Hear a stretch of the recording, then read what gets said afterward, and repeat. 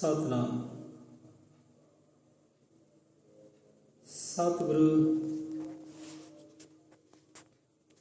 ਹਰਿ ਓਮ। ਗੁਰੂ ਜੀ ਮਹਾਰਾਜ ਸਤਨਾਮ। ਸਤ ਕਰਤਾਰ ਤੂੰ ਹੀ ਨਿਰੰਕਾਰ, ਤੂੰ ਹੀ ਨਿਰੰਕਾਰ। ਭਲੀ ਕਰੀ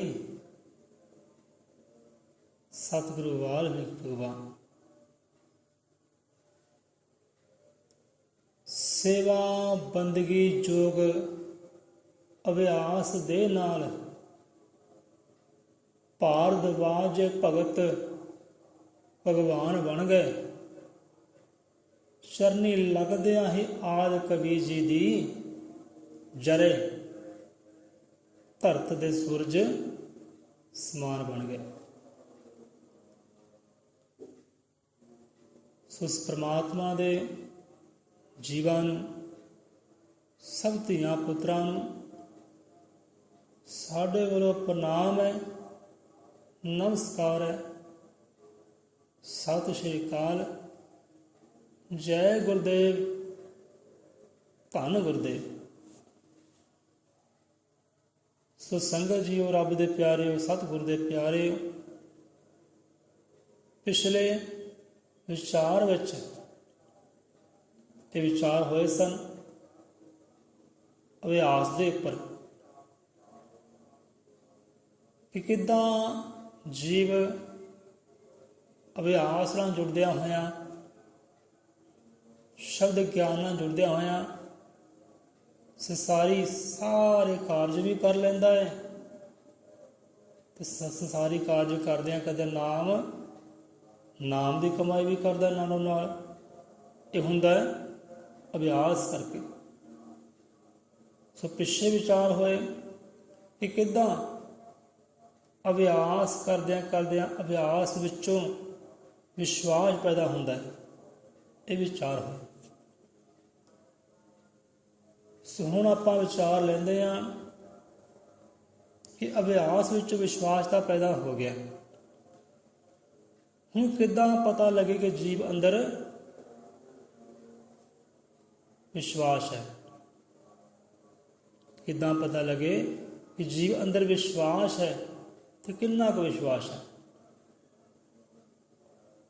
ਸੋ ਸੰਤਾਂ ਮਹਾਂਪੁਰਖਾਂ ਦਾ ਬਖਸ਼ਿਆ ਹੋਇਆ ਗਿਆਨ ਹੈ।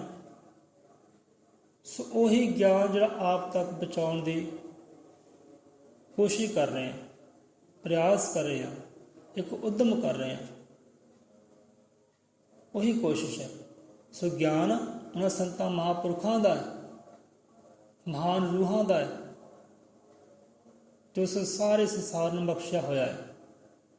ਸੋ ਉਹੀ ਗਿਆਨ ਆਪ ਤੱਕ ਪਹੁੰਚਾਉਣ ਦੀ ਸਿਰਫ ਕੋਸ਼ਿਸ਼ ਕਰ ਰਹੇ ਹਾਂ, ਅਭਿਆਸ ਕਰ ਰਹੇ ਹਾਂ, ਉਦਮ ਕਰ ਰਹੇ ਹਾਂ, ਕਿਉਂਕਿ ਗੁਰੂ ਦੇ ਪਿਆਰਿਆਂ ਦਾ ਕਰਮ ਹੈ। ਸੋ ਕਰਮ ਆਪਣਾ ਪੁਗਾ ਰਹੇ ਹਾਂ। ਸੋ ਆ ਜਾਂਦੇ ਆ ਵਿਚਾਰਧਾਰਾ ਤੇ ਕਿ ਦਾਤਾ ਜੀ ਆਦਿ ਕਵੀ ਜਗਤ ਗੁਰੂ ਗੁਰੂ ਵਾਲਮੀਕ ਸਵਾਮੀ ਸਤਿਗੁਰ ਦਇਆਵਾਨ ਸ਼ਬਦ ਗੁਰੂ ਮਹਾਰਾਜ ਅੰਗ ਸੰਗ ਸਹਾਈ ਹੋਣ। ਦਾਤਾ ਜੀ ਮਤ ਬਖਸ਼ੇ, ਸਰਮਤ ਬਖਸ਼ੇ ਕਿ ਸੋਹਣੇ ਪ੍ਰੇਮੀ ਢੰਗ ਦੇ ਨਾਲ ਵਿਚਾਰ ਕਰ ਸਕੀਏ। ਜੋ ਬੋਲੇ ਸੌ ਨਿਰਭੈ ਅਜ਼ਰ ਅਮਰ, ਤ੍ਰਿਕਾਲਦਰਸ਼ੀ ਸ੍ਰਿਸ਼ਟੀ ਕਰਤਾ ਵਾਲਮੀਕ ਦਇਆਵਾਨ ਜੀ ਕੀ ਜੈ। ਸੋ ਕਿੱਦਾਂ ਪਤਾ ਲੱਗੇ ਕਿ ਜੀਵ ਅੰਦਰ ਵਿਸ਼ਵਾਸ ਨਾਮ ਦਾ ਪਦਾਰਥ ਹੈ ਤੇ ਕਿੰਨਾ ਕੁ ਹੈ? ਸੋ ਉਸ ਤੋਂ ਪਹਿਲਾਂ ਆਪ ਵਿਚਾਰ ਲੈਂਦੇ ਆ ਜੋ ਵਿਚਾਰ ਜ਼ਰੂਰੀ ਹੈ। ਸੋ ਜੋ ਸ਼ਬਦ ਉਚਾਰੇ ਨੇ ਉਹਨਾਂ ਦਾ ਵਿਚਾਰ ਕਰ ਲੈਂਦੇ ਹਾਂ। ਸੋ ਵਿਚਾਰ ਤਾਂ ਬਹੁਤ ਗਹਿਰੇ ਨੇ, ਬਹੁਤ ਬਰੀਕੀ ਵਾਲੇ ਨੇ, ਪਰ ਕਰਦੇ ਹਾਂ। ਸੇਵਾ ਬੰਦਗੀ ਯੋਗ ਅਭਿਆਸ ਦੇ ਨਾਲ ਦੱਸਦੇ ਨੇ ਪਾਤਸ਼ਾਹ, ਕਲਯੁਗ ਦੇ ਅਵਤਾਰੀ ਪੁਰਖ ਪੂਰਨ ਸਤਿਗੁਰੂ ਧੰਨ ਧੰਨ ਸਤਿਗੁਰੂ ਗਿਆਨਨਾਥ ਮਹਾਰਾਜ ਜੀ ਅਪਾਰ ਕਿਰਪਾ ਕਰਦੇ ਨੇ ਸਾਡੇ ਉੱਤੇ। ਮਾਰਗ ਦਰਸ਼ਨ ਕਰਾਉਂਦੇ ਨੇ, ਰਾਹ ਦਿਖਲਾਉਂਦੇ ਨੇ ਸੱਚ ਦਾ। ਸੋ ਰਾਹ ਵੇਖੀਏ, ਚੱਲਣਾ ਕਰੀਏ ਉਸ ਰਾਹ 'ਤੇ ਜਿਹੜਾ ਰਾਹ ਸਤਿਗੁਰ ਦਿਖਾਉਂਦਾ ਹੈ। ਸੋ ਕੀ ਉਚਾਰਨ ਕਰਦੇ ਨੇ ਪਾਤਸ਼ਾਹ ਜੀ ਕਿ ਸੇਵਾ ਬੰਦਗੀ ਯੋਗ ਅਭਿਆਸ ਦੇ ਨਾਲ। ਗੱਲ ਅਭਿਆਸ ਦੀ ਹੈ, ਵਿਚਾਰ ਅਭਿਆਸ ਦਾ ਹੈ। ਅਭਿਆਸ ਦਾ ਬਹੁਤ ਵੱਡਾ ਮਹੱਤਵ ਸਾਡੇ ਜੀਵਨ ਅੰਦਰ ਹੈ, ਸਮਝੀਏ। ਸੋ ਇਹੀ ਮਹਾਰਾਜ ਸਮਝਾ ਰਹੇ ਨੇ। ਸੇਵਾ ਹੋਵੇ, ਬੰਦਗੀ ਹੋਵੇ, ਯੋਗ ਹੋਵੇ, ਭਾਵ ਕਿ ਜੁਗਤੀ ਹੋਵੇ, ਢੰਗ ਹੋਵੇ ਸਤਿਗੁਰਾਂ ਵਾਲਾ। ਸੇਵਾ ਬੰਦਗੀ ਯੋਗ ਅਭਿਆਸ ਦੇ ਨਾਲ ਤੇ ਜਗਿਆਸੂ ਜਨ ਅਭਿਆਸੀ ਹੋਵੇ। ਸੇਵਾ ਕੀਤੀ ਹੈ ਸੰਸਾਰ ਦੀ, ਬੰਦਗੀ ਕੀਤੀ ਹੈ ਇੱਕ ਭਗਵਾਨ ਦੀ, ਯੋਗ ਲਿਆ ਹੈ ਸਤਿਗੁਰਾਂ ਤੋਂ, ਤੇ ਯੋਗ ਦੇ ਨਾਲ ਜੁਗਤੀ ਦੇ ਨਾਲ ਅਭਿਆਸ ਕੀਤਾ ਹੈ ਜਗਿਆਸੂ ਜਨ ਨੇ। ਤੇ ਹੋਇਆ ਕੀ ਹੈ, ਫਲ ਕੀ ਹੋਇਆ? ਉਹ ਅਭਿਆਸੀ ਪੁਰਖ, ਅਭਿਆਸੀ ਜਗਿਆਸੂ ਜਨ ਭਾਰਦਵਾਜ ਹੈ ਕਿ ਭਾਰਦਵਾਜ ਭਗਤ ਭਗਵਾਨ ਬਣ ਗਏ। ਅਭਿਆਸ ਕਰਕੇ, ਸੇਵਾ ਕਰਕੇ, ਬੰਦਗੀ ਕਰਕੇ, ਯੋਗ ਤਰੀਕਾ ਢੰਗ ਲੈ ਕੇ ਸਤਿਗੁਰਾਂ ਤੋਂ, ਆਪਣੇ ਗੁਰੂ ਪਿਤਾਮਾ ਤੋਂ ਅਭਿਆਸ ਕੀਤਾ ਤੇ ਭਗਤ ਤੋਂ ਭਗਵਾਨ ਹੋ ਗਏ।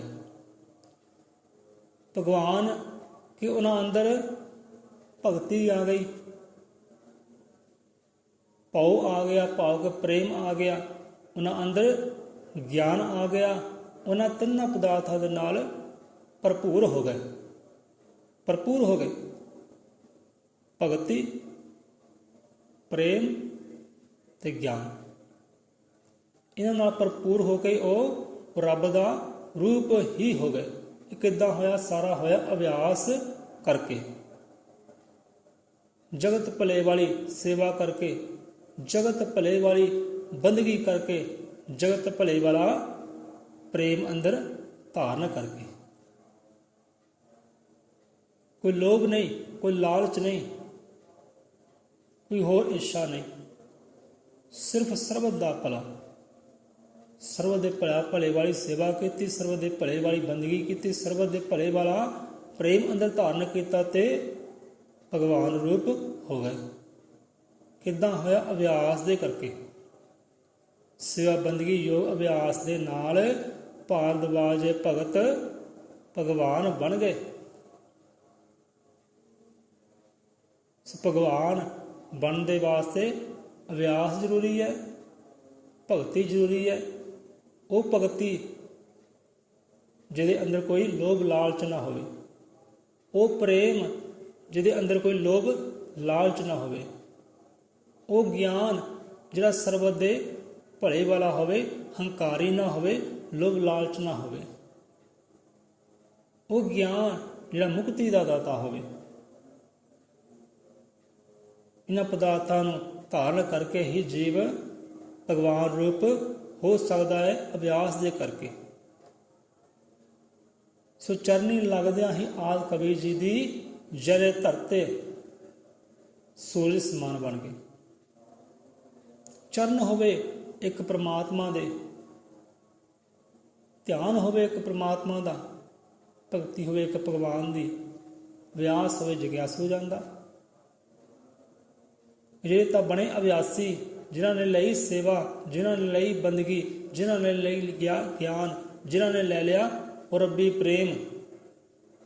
ਉਹ ਸਮਾਂ ਸੀ ਜਦੋਂ ਧਰਤੀ ਦੇ ਕਣ ਸੀ, ਜਰੇ ਸੀ, ਇੱਕ ਪੱਤੇ ਦੇ ਸਮਾਨ ਸੀ, ਇੱਕ ਕੱਖ ਦੇ ਸਮਾਨ ਸੀ, ਤੇ ਕਿਰਪਾ ਹੋਈ ਸਤਿਗੁਰਾਂ ਦੀ, ਕਿਰਪਾ ਹੋਈ ਉਹ ਪ੍ਰਮਾਤਮਾ ਦੀ। ਪ੍ਰੇਮ ਲੈ ਕੇ, ਭਗਤੀ ਲੈ ਕੇ, ਗਿਆਨ ਲੈ ਕੇ ਭਰਪੂਰ ਹੋ ਕੇ ਨਾ ਪਦਾਰਥਾਂ ਦੇ ਨਾਲ ਉਹ ਜਰੇ ਧਰਤੀ ਦੇ, ਉਹ ਕਣ ਧਰਤੀ ਦੇ, ਉਹ ਕੱਖ ਧਰਤੀ ਦੇ, ਉਹ ਸੂਰਜ ਦੇ ਸਮਾਨ ਬਣ ਗਏ। ਉਹ ਗਿਆਨ ਦਾ ਸੂਰਜ ਹੋ ਗਏ, ਉਹ ਪ੍ਰਕਾਸ਼ ਦਾ ਸੂਰਜ ਹੋ ਗਏ, ਉਹ ਰੋਸ਼ਨੀ ਦਾ ਤੇ ਪਸਾਰਾ ਕਰਨ ਲੱਗੇ, ਚਾਨਣ ਕਰਨ ਲੱਗੇ। ਅਗਿਆਨਤਾ ਦੇ ਹਨੇਰੇ ਨੂੰ ਗਿਆਨ ਦੇ ਸੂਰਜ ਨਾਲ ਦੂਰ ਕਰਨ ਲੱਗੇ। ਇਹ ਸਾਰਾ ਕਿੱਦਾਂ ਹੋਇਆ? ਸਾਰਾ ਹੋਇਆ ਸੇਵਾ ਦੇ ਨਾਲ, ਬੰਦਗੀ ਦੇ ਨਾਲ। ਸਤਿਗੁਰਾਂ ਤੋਂ ਲਈ ਜੁਗਤੀ, ਲਿਆ ਯੋਗ ਤੇ ਨਾਲ ਕੀਤਾ ਅਭਿਆਸ, ਨਾਲ ਕੀਤਾ ਅਭਿਆਸ। ਜੇ ਸੇਵਾ ਹੁੰਦੀ, ਬੰਦਗੀ ਹੁੰਦੀ, ਯੋਗ ਹੁੰਦਾ ਤੇ ਅਭਿਆਸ ਨਾ ਹੁੰਦਾ, ਫਿਰ ਉਹ ਧਰਤੀ ਦੇ ਕਣ ਹੀ ਰਹਿੰਦੇ, ਕਦੇ ਸੂਰਜ ਨਾ ਬਣਦੇ, ਉਹ ਸੂਰਜ ਰੂਪੀ ਭਗਵਾਨ ਨਾ ਬਣਦੇ। ਸੋ ਸਾਰੀ ਗੱਲ ਅਭਿਆਸ ਦੀ ਹੈ। ਸਹਿਤ ਹੋ ਗਈ ਅਭਿਆਸ ਦੀ ਗੱਲ, ਕਿ ਅਭਿਆਸ ਕਰਕੇ ਅਸੀਂ ਪਰਮਾਤਮਾ ਦਾ ਰੂਪ ਹੋ ਸਕਦੇ ਹਾਂ, ਹੋ ਸਕਦੇ ਹਾਂ। ਆਪਣੇ ਅੰਦਰ ਭਗਤੀ ਧਾਰਨ ਕਰਕੇ, ਪ੍ਰੇਮ ਧਾਰਨ ਕਰਕੇ, ਰੱਬੀ ਗਿਆਨ ਧਾਰਨ ਕਰਕੇ, ਪ੍ਰਗਟ ਕਰਕੇ ਪਰਮਾਤਮਾ ਰੂਪ ਹੋ ਸਕਦੇ ਆ, ਸੂਰਜ ਦੇ ਸਮਾਨ ਹੋ ਸਕਦੇ ਆ। ਇਹ ਸਾਨੂੰ ਸਤਿਗੁਰੂ ਗਿਆਨਤ ਇੱਥੇ ਆਪ ਸਮਝਾਉਂਦੇ ਨੇ। 1094 ਅੰਗ ਤੇ ਇਹ ਸਤਿਗੁਰਾਂ ਦੇ ਮੁੱਖ ਵਾਕ ਹਨ। ਸਿੱਖੀ ਹੈ ਸਤਿਗੁਰਾਂ ਦੀ, ਹੁਕਮ ਹੈ ਸਤਿਗੁਰਾਂ ਦਾ। ਹੁਣ ਆਪਾਂ ਆ ਜਾਂਦੇ ਹਾਂ ਕਿ ਕਿੱਦਾਂ ਪਤਾ ਲੱਗੇ ਕਿ ਇਨਸਾਨ ਦੇ ਅੰਦਰ ਵਿਸ਼ਵਾਸ ਕਿੰਨਾ ਹੈ। ਇਹਦੇ ਅੰਦਰ ਵਿਸ਼ਵਾਸ ਨਾਮ ਦਾ ਪਦਾਰਥ ਹੈ ਵੀ ਕਿ ਬਸ ਐਵੇਂ ਹੀ ਫੋਕੀਆਂ ਫੜਾ ਮਾਰ ਰਿਹਾ ਹੈ, ਫੋਕੀ ਹਉਮੈ ਹੈ, ਫੋਕੀ ਸ਼ਰਧਾ ਹੈ, ਫੋਕਾ ਗਿਆਨ ਹੈ। ਸੋ ਇਸ ਤੋਂ ਪਹਿਲਾਂ ਆਪਾਂ ਵਿਚਾਰ ਲੈਂਦੇ ਹਾਂ ਡਰ ਦੇ ਉੱਪਰ, ਕਿਉਂਕਿ ਇਹ ਵਿਚਾਰ ਜ਼ਰੂਰੀ ਹੈ। ਸੋ ਵਿਚਾਰਾਂ ਦਾ ਲੰਬਾ ਵੀ ਹੋ ਸਕਦਾ ਹੈ। ਸੋ ਡਰ ਤੇ ਵਿਚਾਰ ਲੈਂਦੇ ਹਾਂ ਕਿਉਂਕਿ ਜ਼ਰੂਰੀ ਹੈ ਸੋਝੀ ਵਾਸਤੇ। ਉੱਥੇ ਬਾਣੀ ਕੀ ਸੰਭਾਵਨਾ ਕਰਦੀ ਹੈ ਕਿ ਨਿਰਭਉ ਸੰਗ ਤੁਮਾਰੇ ਬਸਤੇ, ਨਿਰਭਉ ਸੰਗ तुम्हारे बसते, ये डरन कहाँ से आया। समझिए ना वचना, निरभउ संग तुम्हारे बसते, ये डरन, ये डर कहाँ से आया। निरभउ वो परमात्मा,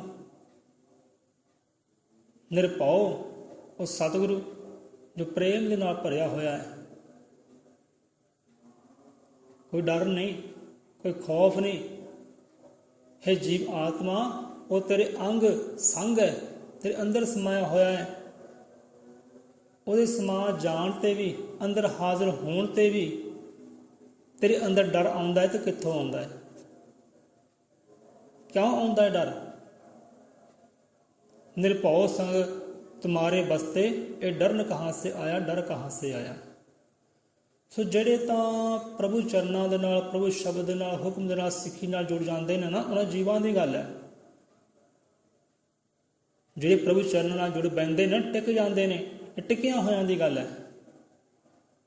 ਟਿਕਿਆਂ ਹੋਇਆਂ ਦੀ ਗੱਲ ਹੈ, ਦੌੜਿਆਂ ਦੇ ਨਹੀਂ, ਭਟਕਿਆਂ ਦੇ ਨਹੀਂ, ਟਿਕਿਆਂ ਦੀ ਗੱਲ ਹੈ। ਜਿਹੜੇ ਪ੍ਰਭੂ ਚਰਨਾਂ ਨਾਲ ਟਿਕ ਜਾਂਦੇ ਨੇ ਨਾ, ਉਹਨਾਂ ਅੰਦਰ ਡਰ ਨਾਮ ਦਾ ਪਦਾਰਥ ਨਹੀਂ ਰਹਿ ਜਾਂਦਾ, ਖੌਫ ਨਾਮ ਦਾ ਪਦਾਰਥ ਨਹੀਂ ਰਹਿ ਜਾਂਦਾ। ਉਹ ਨਿਡਰ ਹੋ ਜਾਂਦੇ ਨੇ, ਨਿਡਰ ਹੋ ਜਾਂਦੇ ਨੇ। ਉਹ ਜੋ ਪ੍ਰਭੂ ਚਰਨਾਂ ਨਾਲ ਟਿਕ ਕੇ ਬਹਿ ਜਾਂਦੇ ਨੇ, ਜੁੜ ਕੇ ਬਹਿ ਜਾਂਦੇ ਨੇ, ਉਹ ਨਿਡਰ ਹੋ ਜਾਂਦੇ ਨੇ। ਸੋ ਸਾਡੇ ਭਾਰਤ ਦੇ ਅੰਦਰ ਗੱਲ ਕਰ ਲਈਏ, ਵਿਚਾਰ ਕਰ ਲਈਏ, ਡਰਾਇਆ ਜਾਂਦਾ ਹੈ। ਹਰ ਜੀਵ ਨੂੰ ਡਰਾਇਆ ਜਾਂਦਾ ਹੈ ਕਿ ਤੁਸੀਂ ਡਾਕਟਰ ਤੋਂ ਡਰੋ। ਡਾਕਟਰ ਜਿਹੜਾ ਰੱਬ ਰੂਪ ਹੈ, ਤੁਸੀਂ ਡਾਕਟਰ ਤੋਂ ਡਰੋ। ਤੁਸੀਂ ਆਪਣੇ ਟੀਚਰ ਤੋਂ, ਅਧਿਆਪਕ ਤੋਂ ਡਰੋ, ਉਹ ਗੁਰੂ ਰੂਪ ਹੈ, ਤੁਸੀਂ ਉਹ ਤੋਂ ਡਰੋ। ਇਹ ਸਿੱਖਿਆ ਦਿੱਤੀ ਜਾਂਦੀ ਹੈ ਖਾਸ ਕਰ ਭਾਰਤ ਅੰਦਰ। ਪਿੰਡ ਦਾ ਕੋਈ, ਨਗਰ ਦਾ ਸਰਪੰਚ ਹੈ, ਕੋਈ ਮੁੱਖ ਮੰਤਰੀ ਹੈ, ਕੋਈ ਪ੍ਰਧਾਨ ਹੈ, ਤੁਸੀਂ ਉਹ ਤੋਂ ਡਰੋ। ਉਹ ਦੇਸ਼ ਦਾ ਸੇਵਾਦਾਰ ਹੈ, ਪੁਜਾਰੀ ਹੈ, ਉਸ ਪੁਜਾਰੀ ਤੋਂ ਤੁਸੀਂ ਡਰੋ। ਜੋ ਮੰਦਰ ਮਸੀਤਾਂ ਵਿੱਚ ਗਿਆਨ ਦੀਆਂ ਗੱਲਾਂ ਕਰਦੇ ਨੇ, ਹੈ ਜੀਵ ਤੁਸੀਂ ਉਸ ਤੋਂ ਡਰੋ, ਤੁਸੀਂ ਡਰੋ। ਇਹ ਸਿੱਖਿਆ ਦਿੱਤੀ ਜਾਂਦੀ ਹੈ ਸਿਰਫ ਡਰਨ ਦੀ, ਕਿ ਤੁਸੀਂ ਹਰ ਵੇਲੇ ਡਰੋ। ਉਹਨਾਂ ਪ੍ਰਧਾਨਾਂ ਤੋਂ ਡਰੋ, ਮੈਂਬਰਾਂ ਤੋਂ ਡਰੋ, ਡਾਕਟਰਾਂ ਤੋਂ ਡਰੋ, ਅਧਿਆਪਕਾਂ ਤੋਂ ਡਰੋ, ਉਹ ਸਤਿਗੁਰ ਤੋਂ ਡਰੋ, ਉਹ ਰੱਬ ਤੋਂ ਡਰੋ। ਇਹ ਸਿੱਖਿਆ ਦਿੱਤੀ ਜਾਂਦੀ ਹੈ। ਪਰ ਇੱਥੇ ਖੁਦ ਪਰਮਾਤਮਾ ਉਹ ਆਦਿ ਕਵੀ ਜਗਤ ਗੁਰੂ ਮਹਾਰਾਜ ਕੀ ਸਮਝਾਉਣਾ ਕਰਦੇ ਨੇ ਆਪਣੀ ਬਾਣੀ ਅੰਦਰ ਜੋ ਉਸ ਦੀ ਬਾਣੀ ਅੰਦਰ ਕੀ ਸਮਝਾਉਣਾ ਕਰਦੇ ਨੇ, ਬਸ ਉਹ ਧਾਰਨ ਕਰ ਲਈਏ ਤਾਂ ਵਾਰੇ ਨਿਆਰੇ ਆ। ਖੌਫ ਕੋਈ ਨਹੀਂ, ਡਰ ਕੋਈ ਨਹੀਂ। ਸੋ ਵਿਚਾਰ ਲੰਬਾ ਹੋ ਸਕਦਾ ਹੈ। ਸੋ ਪ੍ਰਮਾਤਮਾ ਵਾਲਮੀਕ ਆਦਿ ਕਵੀ ਸਮਝਾਉਣਾ ਕਰਦੇ ਨੇ ਆਪਣੀ ਬਾਣੀ ਅੰਦਰ, ਜੋ ਕੁਛ ਦੀ ਬਾਣੀ ਤੇ ਆਉਂਦਾ ਹੈ ਡਰ ਬਾਰੇ।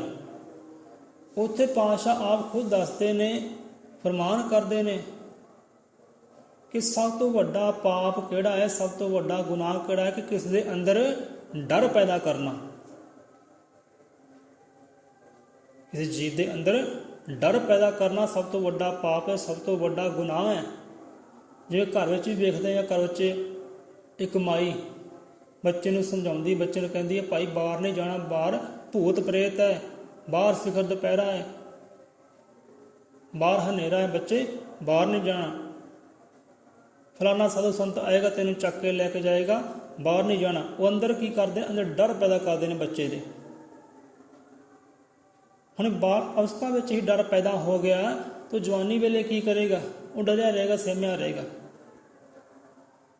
ਦੱਸਦੇ ਨੇ ਆਦਿ ਕਵੀ ਮਹਾਰਾਜ ਜੀ ਕਿ ਸਭ ਤੋਂ ਵੱਡਾ ਪਾਪ, ਸਭ ਤੋਂ ਵੱਡਾ ਗੁਨਾਹ ਕੀ ਹੈ, ਕਿ ਜੀਵ ਦੇ ਅੰਦਰ ਡਰ ਪੈਦਾ ਕਰਨਾ। ਕਿਸੇ ਹਥਿਆਰ ਨੂੰ ਲੈ ਕੇ, ਕਿਸੇ ਹਥਿਆਰ ਦੇ ਨਾਲ ਡਰਾਉਣਾ, ਧਮਕੀਆਂ ਦੇ ਨਾਲ ਜੀਵ ਨੂੰ ਡਰਾਉਣਾ,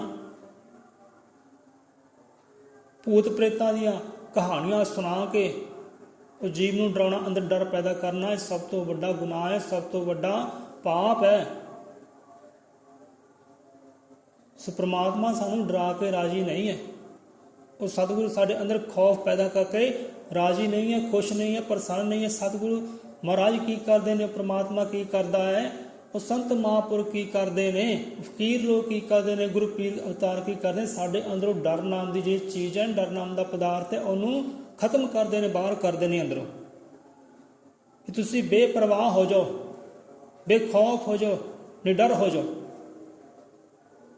ਉਹ ਇਹੀ ਸਿੱਖਿਆ ਦਿੰਦੇ ਨੇ ਸਾਨੂੰ, ਨਿਡਰ ਕਰਦੇ ਨੇ ਕਿ ਜਿਹੜਾ ਬੰਦਾ ਡਰਿਆ ਹੀ ਰਹੇ, ਸਹਿਮਿਆ ਹੀ ਰਵੇ, ਉਹ ਭਗਤੀ ਕਿੱਦਾਂ ਕਰ ਲਏਗਾ, ਪ੍ਰਮਾਤਮਾ ਸਿਮਰਨ ਕਿੱਦਾਂ ਕਰ ਲਏਗਾ। ਜਿਹੜਾ ਆਪ ਡਰਿਆ ਹੋਇਆ ਹੈ, ਸਹਿਮਿਆ ਹੋਏਗਾ, ਉਹ ਭਗਤੀ ਨਹੀਂ ਕਰ ਸਕਦਾ। ਭਗਤੀ ਕੋਈ ਸੂਰਮਾ ਹੀ ਕਰੇਗਾ। ਸਮਝਾਉਂਦੇ ਨੇ ਕਬੀਰ ਸਾਹਿਬ ਵੀ, ਭਗਤੀ ਸੂਰਮਾ ਹੀ ਕਰ ਸਕਦਾ ਜਿਹਦੇ ਅੰਦਰ ਕੋਈ ਡਰ ਨਹੀਂ, ਕੋਈ ਖੌਫ ਨਹੀਂ। ਨਿਰਪਉ ਸੰਗ ਤੁਮਾਰੇ ਬਸਤੇ, ਇਹ ਡਰ ਕਹਾਂ ਸੇ ਆਇਆ।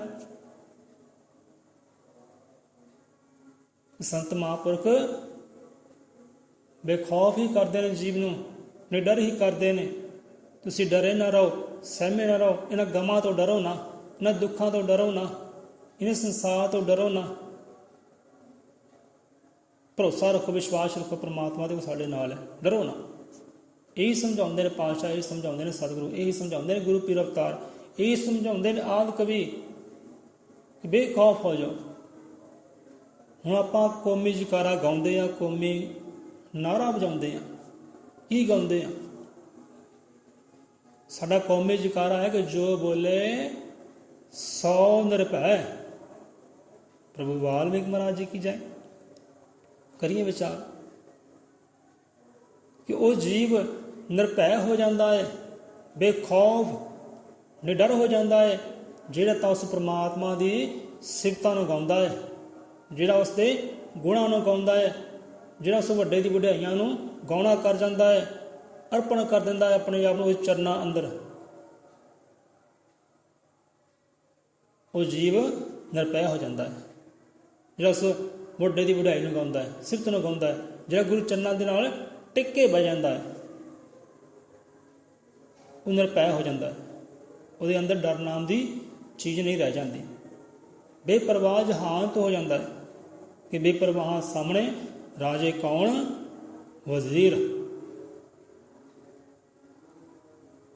ਜਿਹਨੂੰ ਸਤਿਗੁਰੂ ਨੇ ਬੇਪਰਵਾਹ ਕਰ ਦਿੱਤਾ ਹੈ, ਉਹਦੇ ਅੱਗੇ ਤਾਂ ਭਾਵੇਂ ਰਾਜੇ ਮਹਾਰਾਜੇ ਆ ਜਾਣ, ਕੋਈ ਸਰਪੰਚ ਮੈਂਬਰ ਆ ਜਾਣ, ਡਰ ਨਹੀਂ ਖਾਂਦਾ, ਡਰਦਾ ਨਹੀਂ ਉਹ।